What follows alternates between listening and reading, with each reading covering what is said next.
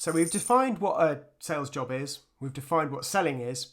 Now we need to actually look at what a successful sales call is, because how can we develop a process to achieve something if we don't understand what it is we're actually trying to achieve? So essentially we need to define what the successful sales call looks like. And it's dead simple. So pay attention. This is a short section, but one that's vitally important to the overall course. So what is a successful sales call? Let's have a think about it. First, when an order, booking or sale is made, that's always a success. If we get an order, we get a booking or a sale's made, we can pat ourselves on the back and we're happy. 2, when you gain agreement to move to the next stage in a process. Now, we're talking about complex selling, okay? We're not just talking about one-off selling. In business-to-business sales, you are going to be expected to do all sorts of different things in a much bigger project. You might remember earlier when I was talking about the different types of selling in terms of transactional and consultative selling, and the fact that the sales cycles for in a consultative sales process can be much longer. Well, the reason for that is there's often lots of steps in a process before you actually get to getting an order or a close or a booking or whatever it may be. So if you achieve each time you have a sales call in a complex process, you achieve agreement from that customer to move to the next stage in the process, big thumbs up, we're happy, we've achieved what we set out to do in the first place. Now this is really common, and this is one of the things this is why this section is so important and why I put it up front, is because there are lots of salespeople in professional complex selling that fool themselves that they're having good, successful sales calls when they're not. So they have a really nice conversation with their customers, but then no action follows, no commitment follows. They don't get kicked out, they don't get told to go away. But if you analyze what's going on, they're not making any progress in a process, in the sales process. So it's a complex situation that we were talking about before, but what they're not doing is they're not moving to the next stage in that process. They're not getting orders, they're not getting bookings, they're not making a sale, but they're not necessarily having bad calls. Then they're having nice conversations with customers. The customers aren't telling them to get lost. They're probably developing good relationships, which is valuable and which is something which they may be able to bring to bear in the future. But the point is, that's not the definition of a successful sales call. And then finally, we know this is never successful. If you get ejected from a sales process, if you get blocked, barred, told to go away, you get a flat no, we're not interested in your product or service, you are ejected from the process, I don't want to see you again, no thank you, that is never successful. So what are the main factors? So we actually know from research, so this is research that's been done by lots of different leading companies over many, many years, mainly in the American market, but there is a science to this. There is a science to having more successful sales calls. We know there are certain things, and what are those things that will lead to getting more of those greens? A focus on the customer's explicit needs. So explicit needs and implied needs were first coined, or I don't know if they were first coined, but they were certainly coined and owned by Neil Rackham from the Spin Selling books that you can get. I strongly recommend you read the Spin Selling books if you have the time to do that. And in that he talks about different implied and explicit needs. Well, we want to focus on a customer's explicit needs, the things that they urgently need to do, and we're going to cover in detail exactly what those are. So any focus on the customer's explicit need is a key factor in success.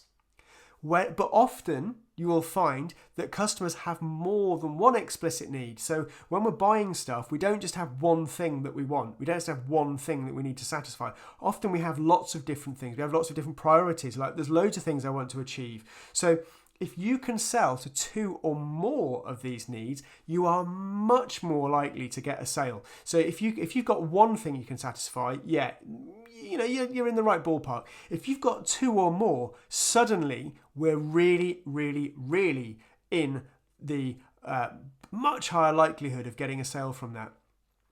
When a consultative sales process is employed. So we know from lots of research done in the US, that if you invest in the sales skills If you invest in your own sales skills and you invest in the sales skills of your sales force and they become consultative sales professionals, we know that they are much more likely to sell. And the reason for that is because if you're consultatively selling, you are uncovering explicit needs, all of their explicit needs, and therefore you're much more likely to be successful. So hopefully it all kind of is knitting together now, and you're kind of seeing why this is all, makes logical sense.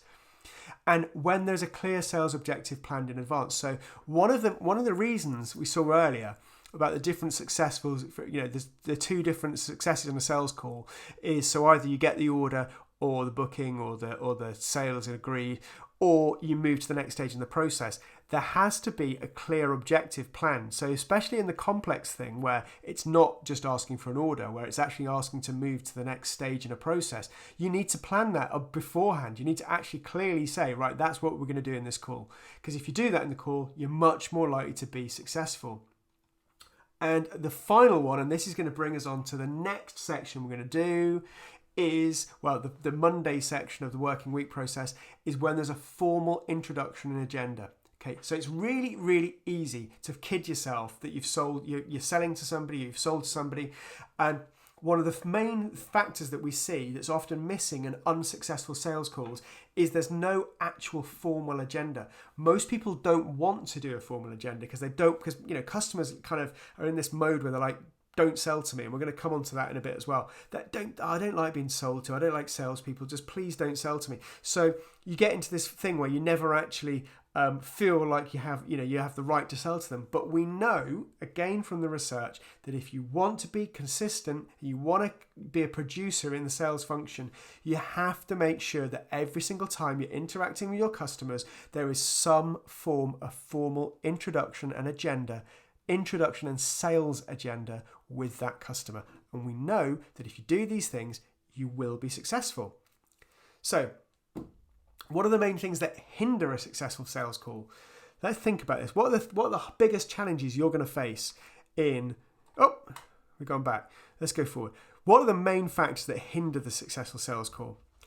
Customer doesn't give you a chance to set an agenda. Like I just said, really, really difficult when the customer's like, don't sell to me. We've known each other for ages. We thought you were a nice person, and now you're trying to sell to us. Please don't sell to me. But essentially that will set you up to fail. You don't get given a chance to set an agenda, and that's a really, really big one, and we're going to deal with how you deal with that. You're presented with an early objection. Before you even get to open your mouth, the customer just goes, you're too expensive. And then you feel like you're on the back foot. We're also going to find a way of dealing with that, and it largely comes down to how you set the agenda. You have a nice discussion, but no action follows. Really, really common. You get really friendly and chummy with all your customers, but they never do anything for you. You're just there as a friendly face, and kind of it's all pretty cool, but actually you look at it and analyze it and no action's following. That's not very good.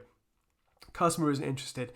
You are literally talking to a customer group that has no desire to buy your product. You've incorrectly targeted them. They might be happy to see you, so you feel like you're working, you feel like you're being productive. You can put something in your call planner, you can put something in your CRM system, but the truth is the customer isn't interested. They're not going to buy from you. You've incorrectly targeted them, and you're going to waste lots of time selling to those customers. Customers only interested in price. Like I say, we just had the classic early objection is always you're too expensive before they've even heard what you've got to say. We get many customers like that, and it usually comes down to the fact that they are in the commoditization phase of the sales situation. So that if you're purely a transactional seller who sells on price, then all that's going to happen is every time you see your customers, they're just going to say, "How much? You're too expensive. I want it to be cheaper."